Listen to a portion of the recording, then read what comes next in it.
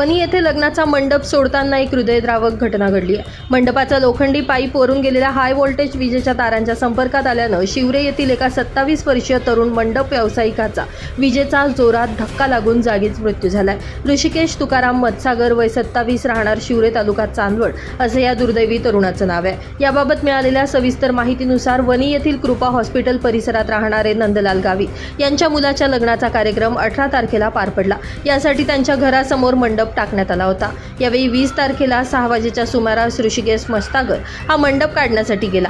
मंडपाचा एक लोखंडी पाईप काढताना त्याचा तोल जाऊन पाईप वरून गेलेला महावितरणाच्या विजेच्या जिवंत तारेच्या संपर्कात आला।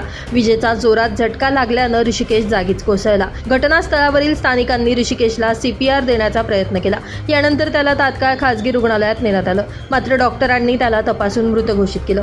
यानंतर त्याला वणी ग्रामीण रुग्णालयात नेण्यात आले। या अपघाताची नोंद करण्याचं काम रात्री उशिरापर्यंत वणी पोलीस ठाण्यात सुरू होतं।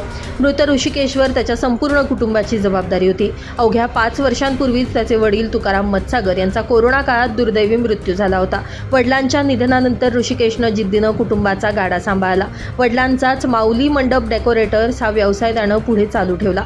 लहान भावाच्या मदतीनं त्यानं व्यवसायात चांगली प्रगतीही केली होती। मंडप डेकोरेशन सोबतच अत्याधुनिक साऊंड सिस्टम आणि DJ यंत्रणा घेऊन त्यानं व्यवसायाचा विस्तार केला। अवघ्या काही वर्षातच तो मंडप व्यवसायात नावारूपास आला होता। त्याच्या पश्चात आई, एक विवाहित मोठी बहीण आणि एक लहान भाऊ असा परिवार आहे। नातेवाईकांचा आक्रोश। ऋषिकेशच्या निधनाची बातमी शिवरे गावात पसरताच संपूर्ण गाव हळहळलं।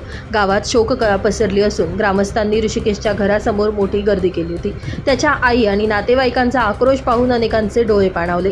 रात्री उशिरा पोलिसांनी पंचनामा प्रक्रिया पूर्ण केल्यानंतर आणि वैद्यकीय अधिकाऱ्यांनी शवविच्छेदन केल्यानंतर मृतदेह नातेवाईकांच्या ताब्यात दिला। एक हसतमुख, कष्टाळू आणि कर्ता तरुण गेल्यानं संपूर्ण परिसरात तीव्र संताप आणि दुःख व्यक्त केलं जातंय।